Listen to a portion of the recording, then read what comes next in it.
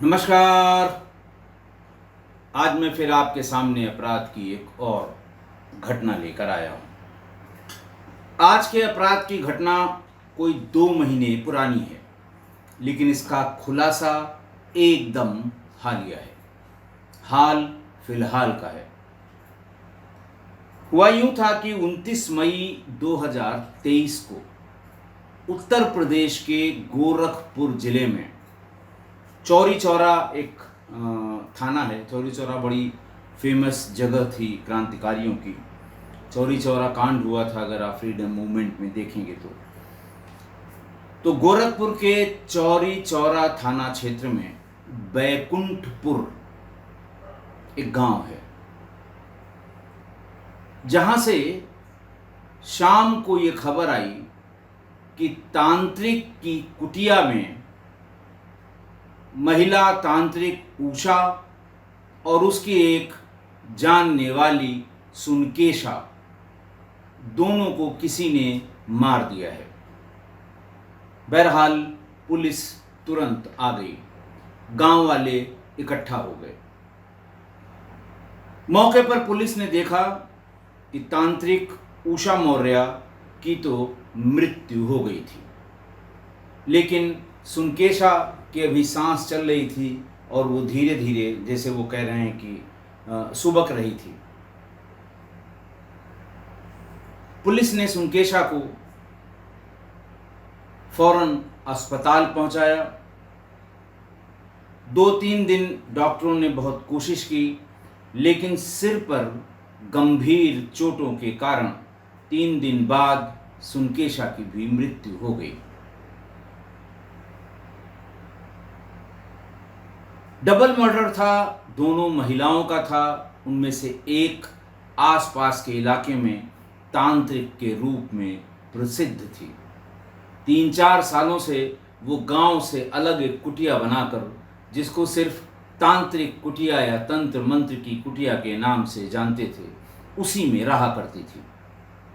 वो अपने घर भी जाना उसने बंद कर दिया था। गांव के या आस पड़ोस के किसी कार्यक्रम में भी आना जाना बंद कर दिया था।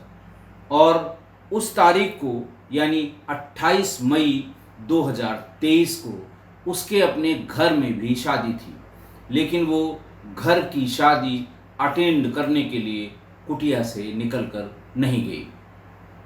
सुबह 5 बजे से ही उसके यहाँ तंत्र मंत्र में विश्वास रखने वालों का तांता लग जाता था। कोई किसी चीज़ से परेशान, कोई किसी चीज़ से परेशान। सबकी दवा उषा मौर्य तांत्रिक के पास थी। बहरहाल डबल मर्डर की सूचना पर एसएसपी गोरखपुर डॉक्टर गौरव ग्रोवर वो वहाँ पर पहुँचे। एएसपी मानुष पारिक वहाँ पर पहुँचे। चौरी चौरा के थानाध्यक्ष पहुँचे और बाकी सब अधिकारी वहाँ पहुँचे। एसओपी के हिसाब से वहाँ पर फॉरेंसिक की टीम पहुँची, डॉग स्क्वाड पहुँचा, और जो क्राइम ब्रांच के लोग होते हैं, इलेक्ट्रॉनिक सर्विलांस से काम करने वाले, जिनको डंप डाटा मौके का इकट्ठा करना ऑलमोस्ट मैंडेटरी है, जिस घटना में आरोपियों का पता न हो, यानी जो ब्लाइंड हो, ब्लाइंड मर्डर हो, डकैती हो, या जिसके बारे में कोई अंदाज ना हो कि किसने किया होगा। ऐसे में वो डंप डाटा निकालने के लिए सेल आईडी लेते हैं अलग अलग सर्विस प्रोवाइडर्स की, फिर उसको भेजते हैं, फिर घटना के समय का डाटा मंगाते हैं। ये चेक करते हैं कि क्या इनमें से कोई मोबाइल नंबर उस समय घटना स्थल पर मौजूद था या नहीं था। सारे लोग आए, डॉग स्क्वाड ने भी बहुत बार कोशिश की, लेकिन वो गांव से आगे नहीं बढ़ पाया। टीमें बनाई गईं और एएसपी मानुष पारिक को वहीं कैंप करने के लिए कहा गया। सादे में भी लोग लगाए गए, तमाम प्रयास किए गए। धीरे धीरे 1.5 महीने निकल गए, लेकिन इस डबल मर्डर का कुछ भी पता नहीं लगा। बार बार इसकी हर हफ्ते 10 दिन पर रिव्यू मीटिंग भी हुआ करती थी। लोगों से बातचीत करने की कोशिश भी की जाती थी कि थोड़ा बहुत कहीं से पकड़ने भर को, उंगली पकड़ने भर को जगह मिल जाए तो शायद हम सही जगह तक पहुंच जाएं। लेकिन कुछ भी पता नहीं लग रहा था। बस इतना पता लग रहा था गांव में कि ये दोनों, यानी पति उसका गया मौर्य, जो अपने बेटे के साथ अपने घर में रहता था, कुटिया में भी जाता था, बेटा भी जाता था, भीड़ देख के सभी को अच्छा लगता था, चढ़ावा देख के अच्छा लगता था, तो आना जाना उनका लगा रहता था बाप बेटे का। लेकिन दोनों में आपस में बनती नहीं थी, पति पत्नी में।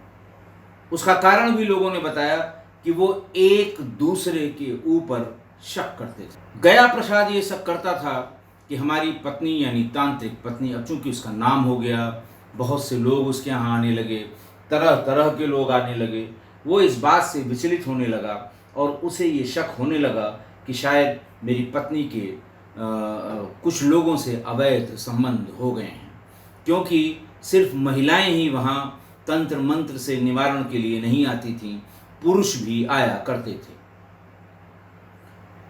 इसी शक को दूर करने के लिए वो बराबर आने जाने वालों पे नजर रखता था।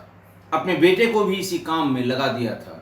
कौन बहुत देर तक रुका हुआ है, कौन ज़्यादा देर तक बात कर रहा है, कौन अकेले में वहाँ रुक गया, इस तरह की बातें जो सामान्य होती हैं एक दूसरे के ऊपर शक करने की, उन सब बातों में वो भी उसको खोजबीन में हमेशा लगा रहा। लेकिन दबी जुबान में लोगों ने ये भी कहा कि गया मौर्य भी कम नहीं है। महिला बार बार ये कहती थी, यानी उषा मौर्य तांत्रिक ये कहती थी कि इसके भी अवैध संबंध कुछ महिलाओं से हैं। उसने भी अपने जासूस टाइप के छोड़ रखे थे कि ये देखो किससे मिलता है, किससे बात करता है। इस बात के बाद पुलिस ने दोनों के सीडीआर को खंगालने की कोशिश की, लेकिन कोई एक जिसको वो करते हैं, कोई ऐसा एविडेंस नहीं मिला जिसमें किसी एक को नेल किया जा सके। जैसे सामान्य रूप से सीडीआर के एनालिसिस करने पर यह देखा जाता है कि रात में 12 बजे के बाद से किसकी बहुत कॉल्स हैं, या दिन में जिसकी 8-10 कॉल हैं, या जिससे बहुत ज़्यादा बात हो रही है, लंबी लंबी, मान लिया दिन में 2 ही कॉल हैं लेकिन 1-1 घंटे की कॉल है, तो फिर शक होता है कि शायद इन दोनों में किसी तरह का प्रेमालाप टेलीफोन के माध्यम से हो रहा हो। लेकिन दोनों ही बहुत चालू थे, वो तांत्रिक भी और उसका पति भी। इन लोगों ने जो कॉल डिटेल या कॉल रिकॉर्ड के उसके जो इंडिकेशंस हैं, उसमें इन दोनों ने किसी से कॉल पर बात नहीं की है सिवा अपने रेगुलर काम काज के। ये भी सही है कि इन दोनों के में इंटरनेट एक्टिविटी बहुत ज़्यादा थी। महिला चली गई दुनिया से, इसलिए ये बताने वाला कोई नहीं था कि उसकी इंटरनेट एक्टिविटी क्यों इतनी ज़्यादा थी या किस सोशल साइट पर वो ज़्यादा रहती थी। पति से पूछा गया तो पति ने ये बताया कि साहब, जब हम वहाँ आश्रम में रहते थे तो उस समय, और ज़्यादातर समय हम आश्रम में रहते थे, तो जब किसी मरीज को दूर से उसके घर वाले उसका इलाज कराना चाहते थे तो मैं वीडियो कॉल करा के मरीज और तांत्रिक के बीच बात कराता था। रात की कुछ इंटरनेट एक्टिविटी के बारे में उसने ये बताया कि साहब, रात में हम नेट पर सर्च करते थे अपनी पत्नी की मदद के लिए। तमाम चीज़ें जो तंत्र मंत्र से संबंधित हैं, या दिन में इस तरह के किसी रोग से ग्रसित व्यक्ति को देखा है तो वो सर्च करके अगले दिन सुबह अपनी पत्नी यानी उषा मौर्य को बताया करता था। ऐसा उसने अपने बयानों में बताया। बहरहाल पुलिस को धीरे धीरे उसके पति यानी गया मौर्य पर शक होने लगा।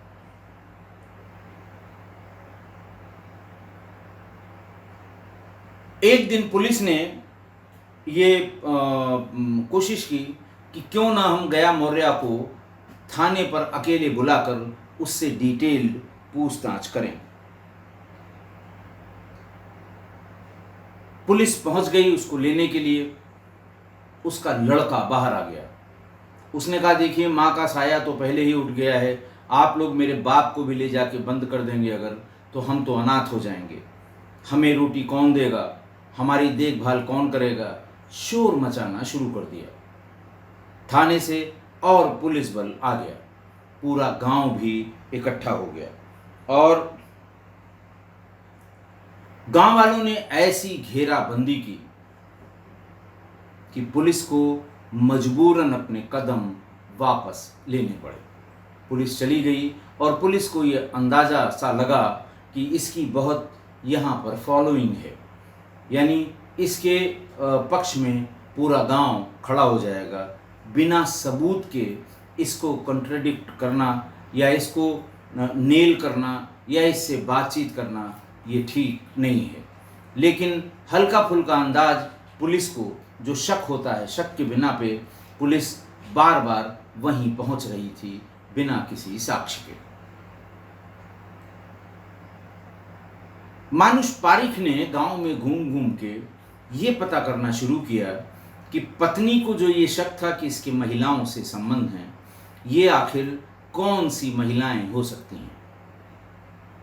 पूरा फोकस इसी पे किया गया, क्योंकि किन पुरुषों से तांत्रिक उषा मौर्य के संबंध थे ये बताना थोड़ा मुश्किल था। सीडीआर से बिल्कुल पता नहीं लगा और चूंकि उसकी मृत्यु हो गई और उसके सबसे नज़दीकी शिष्य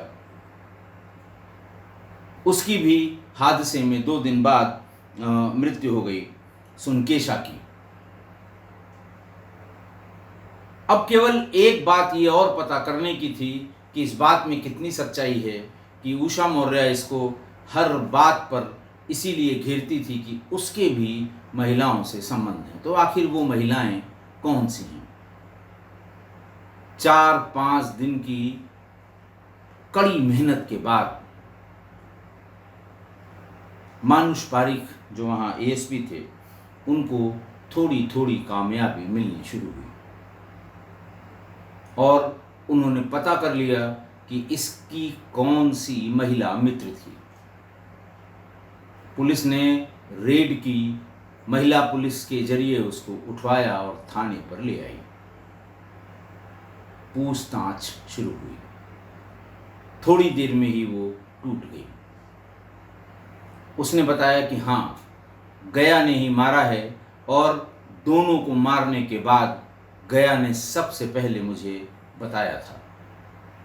उसकी बातों को सीडीआर से कंफर्म किया गया, लोकेशन से कंफर्म किया गया, उसकी बात दुरुस्त निकली।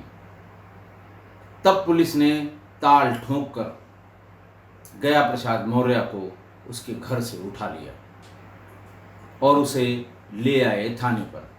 उसे ये नहीं बताया गया कि उसकी महिला मित्र से या कौन उसकी महिला मित्र है जिसका पता पुलिस को लग गया है और महिला मित्र ने बताया क्या है। थोड़ी देर पूछताछ करने पे वो इतना कॉन्फिडेंट था कि ज़्यादा परेशान करेंगे पूरा गांव आ जाएगा, फिर मुझे छोड़ा के ले जाएगा, लिहाजा वो वही दाएं बाएं वाली कहानी अपना सुना रहा था। थोड़ी देर बाद थानाध्यक्ष ने महिला मित्र को उसी कमरे में, उसी कक्ष में जहां उससे पूछताछ हो रही थी गया मौर्य से, वहीं पर उस महिला मित्र को भी लाकर उसके सामने प्रस्तुत कर दिया। जैसे ही महिला मित्र को गया प्रसाद मौर्य ने देखा, उसकी घिघी बंध गई। उसने कहा, सर मैं सारी बात बताता हूं। और फिर वो तोते की तरह बोलने लगा। उसने कहा, मुझे जो शक था वो धीरे धीरे वो हमारा शक सच में तब्दील होने लगा। गांव के ही 2 लोग थे जो अक्सर देर रात तक उसके पास रुकते थे। मैंने खुद भी उनको आते जाते देखा और मेरे बेटे ने भी उन्हीं दोनों का नाम बताया। लेकिन जब भी मैं इसका जिक्र करता था वो तुरंत मुझसे ये कहती थी कि मैं बताऊं तुम्हारे किससे किससे संबंध हैं। और उसने एक महिला का सही सही नाम भी एक दिन बता दिया। उसी दिन से मैं परेशान हो गया कि अगर इसको रास्ते से नहीं हटाया तो एक न एक दिन, चूंकि वो महिला शादीशुदा थी, अच्छे परिवार की थी, तो वो भी बदनाम होगी और मेरी भी जो अब तक क्रेडिबिलिटी गांव में बनी है वो ख़त्म हो जाएगी। मैं समय का इंतज़ार कर रहा था, तभी 28 मई को हमारे यहाँ एक विवाह से संबंधित एक कार्यक्रम था। मैं जानता था कि सारा परिवार घर पर मौजूद होगा उस कार्यक्रम के लिए, लेकिन उषा नहीं आएगी, वो अपनी कुटिया में ही मिलेगी। मैं इंतज़ार करता रहा कि वहाँ ऐसे समय में पहुँचा जाए जब कोई न हो। शाम को 7 साढ़े 7 बजे वो वहाँ पर पहुँचा और उसके हाथ में एक सब्बल था। सब्बल लोहे का भारी रॉड जो गड्ढे वड्ढे खोदने के काम आता है, सॉलिड लीनियर रॉड, जो कहीं खाली उसमें नीचे फल थोड़ा सा कटा होता है, जो ज़्यादातर गड्ढा खोदने के काम आता है। उसको देखकर उषा थोड़ा चौंकी। उसने बताया कि यहाँ जहाँ तुम्हारा पर्दा लगा हुआ है, इस पर्दे के पास ही एक और बल्ली लगानी है, एक और बांस लगाना है, ताकि जो पर्दे का लटका हुआ हिस्सा है उसको सीधा किया जा सके। उसकी बात पर उषा ने यकीन किया। थोड़ी देर तक वो वहां पर, जहां उसने उस बांस को लगाने की बात कही थी, वहां पर ड्रामा करता रहा। थोड़ा बहुत जमीन उसने उस सब्बल से खोदी, लेकिन उसकी नज़र सिर्फ इस बात पे थी कि कब वो दूसरी तरफ देखे, कब उसके सिर पर मैं वार करूं। और हुआ भी ऐसा। वो अपने जो तंत्र मंत्र का साजो सामान रखती थी, उसको ठीक करने में जैसे ही लग गई, वैसे ही, यानी अगले दिन के लिए उसको सब करीने से लगाना, ताकि जो भक्तगण आते हैं, यानी उसके जो ग्राहक आते हैं, दुकान थी वो, तंत्र मंत्र क्या था, दुकान थी, तो उनको इम्प्रेस किया जा सके। जैसे ही वो उसमें उसका ध्यान बटा, वैसे ही पीछे से उस भारी सब्बल से सिर पर वार किया गया प्रसाद ने उषा मौर्य के सिर पर। वो वहीं औंधे मुंह गिर गई। गिरने के बाद सब्बल से कई एक वार उसके सिर और पीठ पर, कमर पर किए, लेकिन अचानक उसको बड़ी जोर से एक महिला के चीखने की आवाज़ आई। वो भीतर आ गई थी और उसने उषा को मारते हुए देख लिया था गया प्रसाद को। जैसे ही उसकी चीख निकली, आंख उधर घुमाई गया प्रसाद ने, देखा ये तो इसकी शिष्या सुनकेशा है। उसने लपक कर उसका बाल पकड़ा, उसे भी जमीन पर गिराया और सब्बल से उसके भी सिर पर और शरीर के तमाम हिस्सों पर वार कर दिए। इसी बीच उसे उस झोपड़ी, यानी उस कुटिया, वो तांत्रिक कुटिया के अगल बगल कुछ खटर पटर की आवाज़ आई। उसने फौरन वहीं कुटिया के पास ही उस सब्बल को छोड़ के और वहाँ से भाग निकला। ये बात सुनते ही पुलिस को ये बात समझ में आ गई कि उनका जो शक था वो पुख्ता था।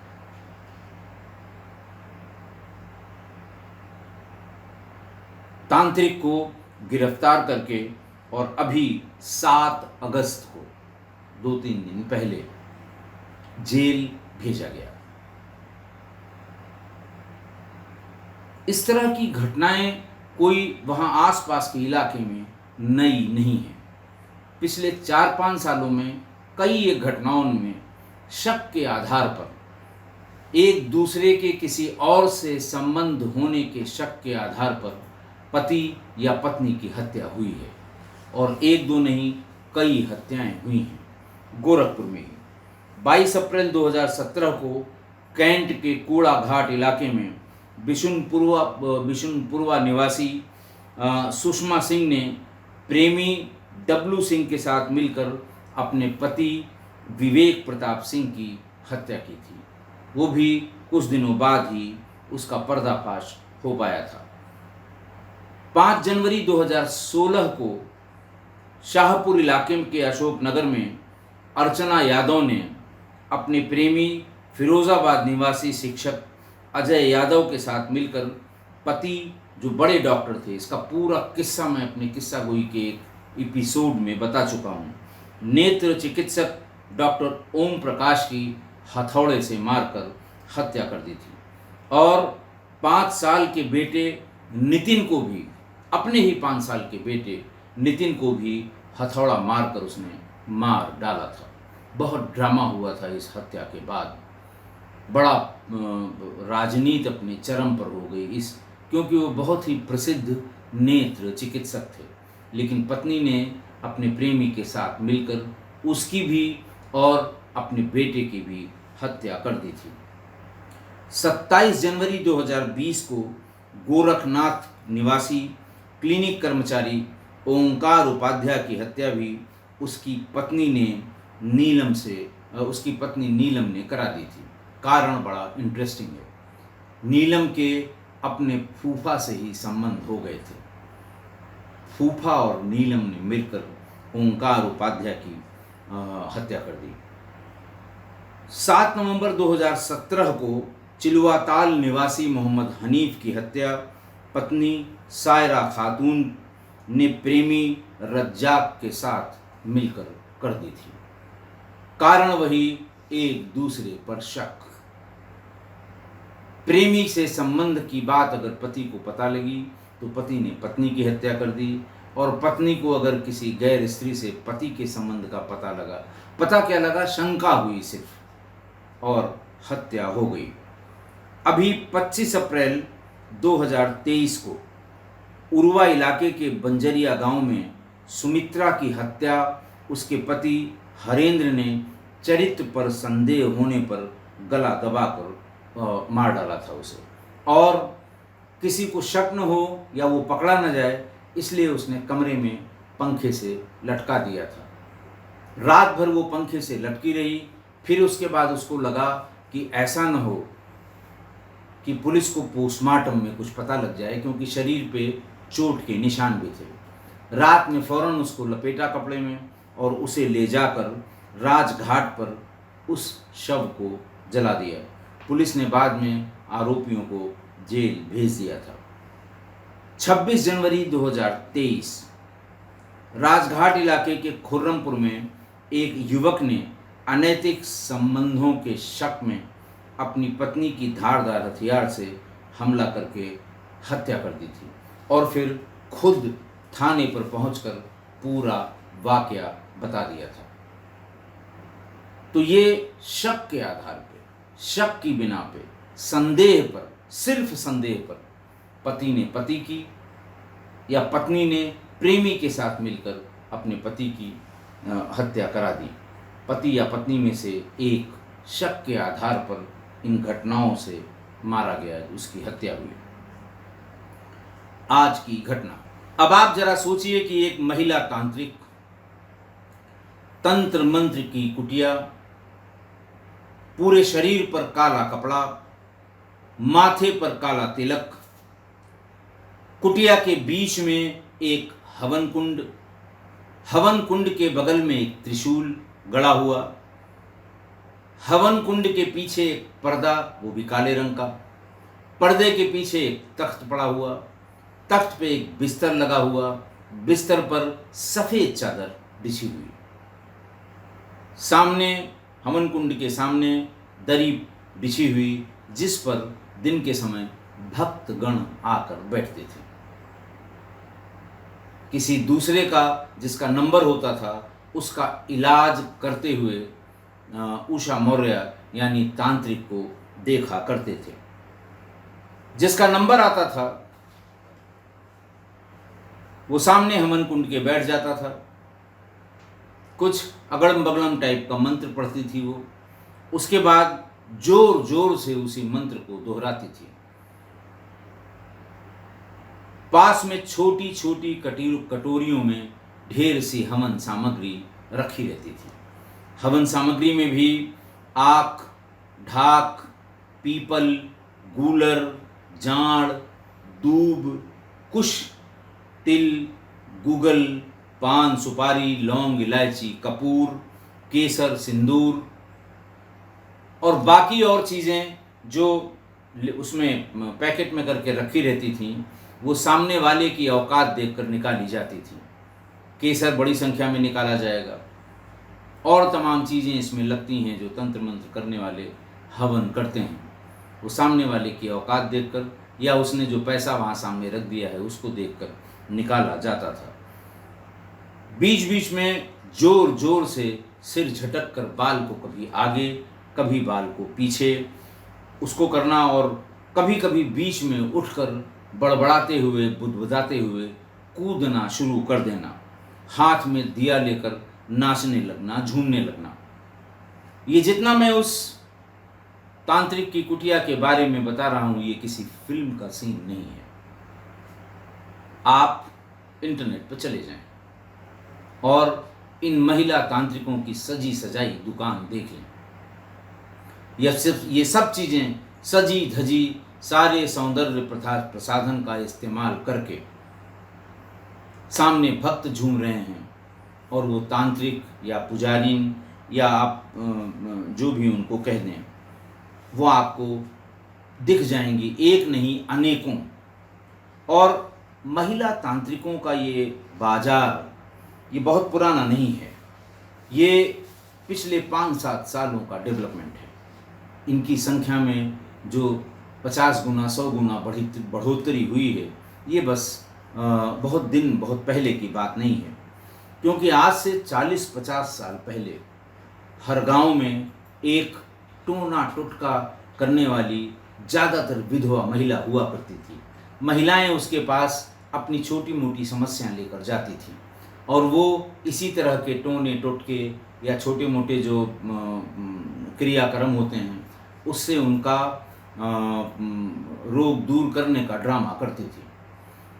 और कभी कभी अगर गांव में किसी पर कोई बात अचानक कोई प्राकृतिक विपदा आ जाए तो उसके दिमाग में ये चलने लगता था कि हो न हो इसी ने किया होगा, बुढ़िया ने। इसीलिए गांव की ऐसी तांत्रिक कह लीजिए, ओझा कह लीजिए, इनको डायन कहा जाता था, ये चुड़ैल कहा जाता था। और अगर किसी के साथ आकस्मिक रूप से कोई प्राकृतिक विपदा आ जाए तो फिर वो पूरा घर मिलकर और कभी कभी पूरा गांव मिलकर इसके साथ मारपीट करते थे। और इसी मारपीट में कई बार इस शक में कि ये चुड़ैल है, ये डायन है, हत्या भी कर दी गई है। वो भी इंटरनेट में भरा पड़ा है। ऐसी ही ये तांत्रिक उषा मौर्य थी। लेकिन इंटरनेट का ज़माना है, लोगों को देखकर, लोगों का व्यापार देखकर उसे भी ऐसा लगा होगा कि ये धंधा बड़ा फ़ायदे का है और उसने सारे ड्रामे के साथ दुकान सजाकर ये तंत्र मंत्र का धंधा शुरू कर दिया। गांव में उसका विरोध इसलिए भी हुआ कि उसके पटीदार, पड़ोसी, आसपास के लोग, उनके यहाँ अगर जरा सी परेशानी होती थी तो उन्हें ये लगता था कि इसी ने कुछ कर दिया है। अच्छा, परेशानी किसी भी परिवार में कोई भी हो सकती है और बनी ही रहती है। वायरल सीजन आया, 2 बच्चों के साथ माँ बाप को बुखार आने लगा, शंका हुई कि इसी उषा मौर्य ने कोई तंत्र मंत्र कर दिया है। फसल खराब हो गई तो इसी ने कुछ तंत्र मंत्र कर दिया है। शॉर्ट सर्किट हो गई तो इसी ने कुछ कर दिया है। तो पूरा गांव लगभग जो इसके पटीदार थे वो इस पर शंका करते थे। जो आज से 40-50 साल पहले गांव की ऐसी बुजुर्ग महिला जिसको डायन डायन कह के पीटा जाता था, कुछ इस तरह से। लेकिन अब समय दूसरा है, सबके हाथ में मोबाइल है, पिटाई करना ठीक नहीं है, पुलिस पकड़ कर ले जाएगी, सबूत की ज़रूरत नहीं है। इसलिए इस डर से वो कुछ बोलते नहीं थे क्योंकि उसकी दुकान अच्छी चल रही थी। महिलाओं के अलावा पुरुष भी उसके यहाँ आते थे और मौर्य को यही शक था, उसके पति गया मौर्य को यही शक था कि इन्हीं आने जाने वाले पुरुषों में से किसी एक या 2 के साथ इसके संबंध हैं। गया मौर्य यानी उषा मौर्य के पति के भी कुछ महिलाओं से संबंध थे। इस बात को लेकर पति पत्नी में उलाहने हुआ करते थे। वो पत्नी पर आरोप लगाता था और पत्नी पति पर आरोप लगाती थी। लेकिन चूंकि पत्नी की फॉलोइंग इस बीच में 3-4 सालों में बहुत बढ़ गई थी, इसलिए वो खुलेआम ऐसा कुछ नहीं कर सकता था जो उसके मन में रहा होगा। दोनों एक दूसरे की अवैध संबंधों का पता करने के लिए अपने आदमी छोड़ रखे थे दोनों ने। गया मौर्य ने अपने बेटे को लगा रखा था। इसके अलावा भी उसके जान पहचान के जानने वाले, जिन्हें जासूस कहा जाता है, नॉवेल में, उपन्यास में, इस तरह के लोग छोड़ रखे थे। और धीरे धीरे बात बिगड़ती चली गई और इसमें बात यहाँ तक आ पहुँची कि गया मौर्य ने चोरी चोरी अपनी पत्नी यानी तांत्रिक उषा मौर्य की हत्या कर दी। और साथ में वो निरपराध महिला जो सिर्फ उसकी शिष्या थी, और हत्या करते हुए उसने गया मौर्य को देख लिया था। गया मौर्य को ये लगा कि अगर इसको छोड़ देंगे तो बाहर 1 मिनट नहीं लगेगा ये पता करने में कि मैंने इसकी हत्या की है। लिहाजा उसको भी सिर पर सब्बल मारकर उसकी भी हत्या कर दी। किस्सा गोई परिवार के अपने सुधी श्रोताओं से और परिवार के सदस्यों से यही कहूँगा कि ऐसे ढोंगी बाबाओं, चाहे वो महिला हों चाहे पुरुष हों, उनसे सावधान रहें। ये दुकान लगाकर ठगी करने वाले लोग हैं। देखिए, अगर किसी के पास वास्तव में कोई शक्ति होगी, उसने ये शक्ति अर्जित की होगी, जैसा किताबों में लिखा हुआ है कि कुछ लोगों के पास ये शक्ति आ जाती है। मैंने नहीं देखा किसी को, लेकिन ऐसा तमाम, जैसे पिछली जो सीरीज़ मैंने ढोंगी तांत्रिकों के बारे में चलाई थी, उसमें हमारे बहुत से सुधी श्रोताओं ने, मेरे परिवार के कुछ बहुत ही पुराने सदस्यों ने, किस्सा गोई परिवार के, इस पर आपत्ति की थी कि साहब, आप सबको ढोंगी कैसे कह सकते हैं, आप सबको फरेबी कैसे कह सकते हैं, सबको ठग कैसे कह सकते हैं। ये पुरातन काल से चली आ रही विद्या है। इस विद्या के पारंगत सही लोग भी दुनिया में मौजूद हैं। मैं उनको बिल्कुल कंट्राडिक्ट नहीं करता, मैं न उसकी तायीद करता हूँ, तस्दीक करता हूँ, न ही उसको सिरे से खारिज करता हूँ। ये उनकी मान्यता है, वो जाने।